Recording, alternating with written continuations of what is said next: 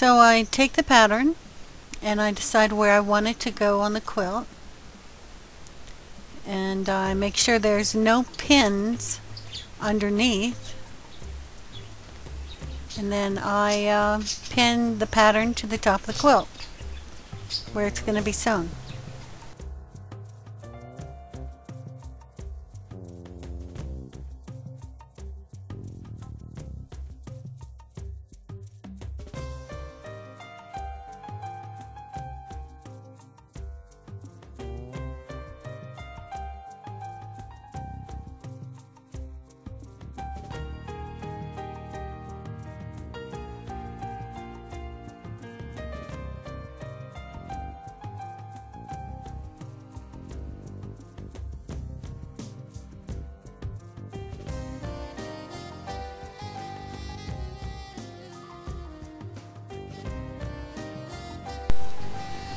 So when you pin the pattern to the front of the quilt, you want to make sure the pins are well out of the way of where the head of your machine needs to go.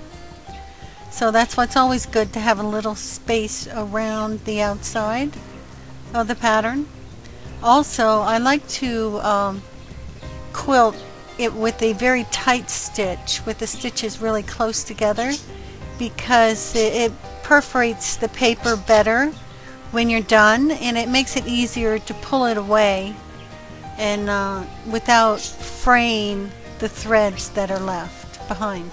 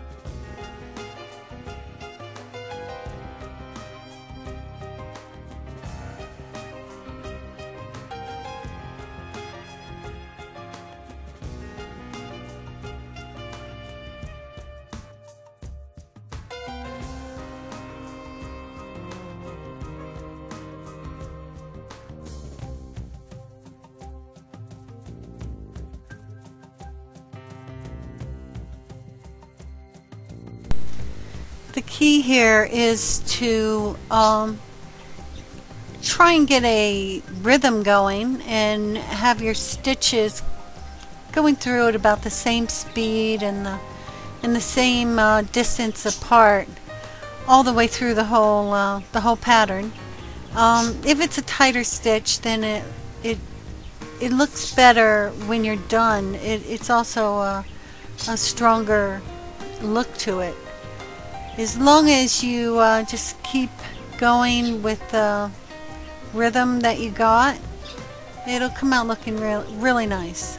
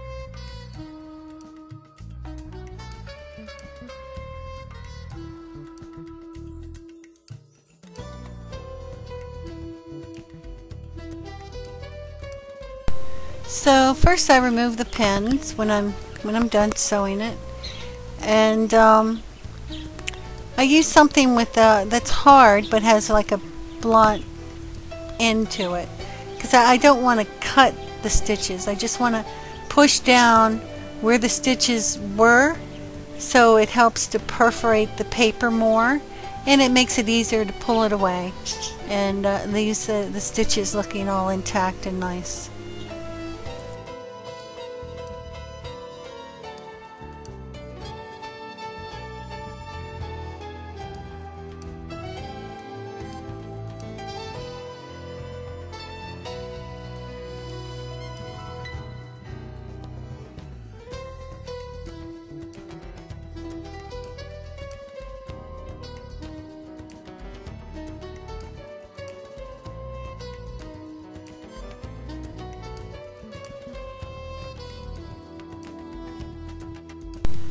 Some patterns are easier to remove than others. It depends on how close together your stitch is.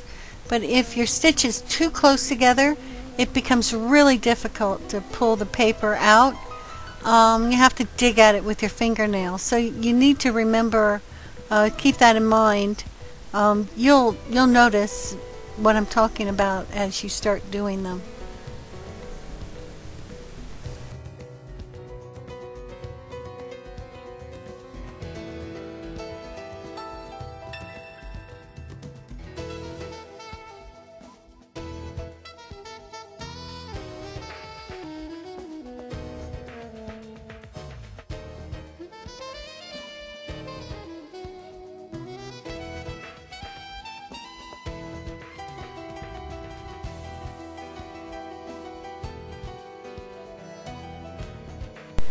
You can try using different paper to print on instead of regular paper, maybe wax paper or parchment, but I find this is pretty easy for me. It keeps its shape. It doesn't move around like the wax paper would, and it's firmer so that it doesn't come apart. As I'm stitching one area, it doesn't pull another area out and ruin the design. So it's up to you on what you use.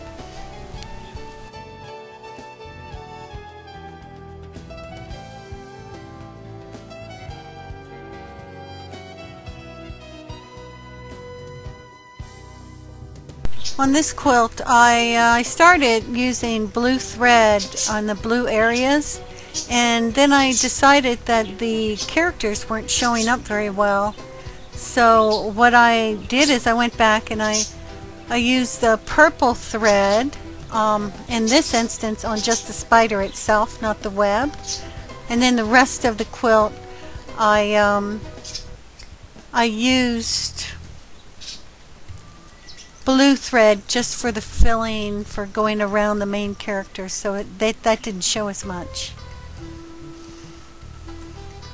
In this case, the backside doesn't matter as much because it's a wall hanging. So, but it's always nice to have it nice and clean on the backside as well.